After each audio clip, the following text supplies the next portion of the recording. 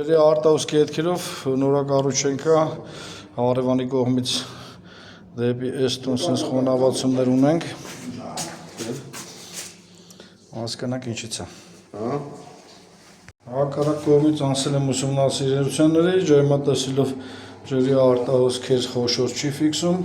խոնավաչափով ուսումնասիրել եմ կասկածներս տակի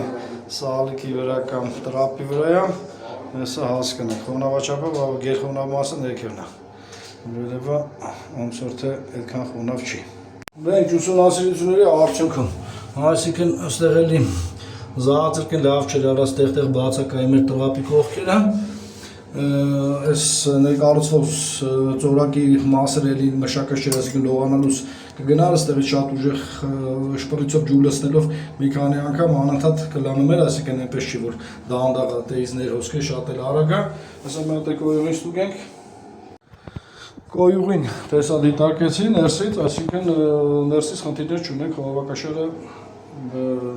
ներսից խնդիրներ չունի, այսինքն մեր մոտ հիմնական աղբյուրը լինելու է սա, որովհետև էսի շատ ուժեղ ծծում էր ջուրը, այսինքն իր հիմնական սա է, բայց սա չի պայի, որովհետև լողանալուց ոնց էլի սալիկով պետք է ջուրը ներհոսի։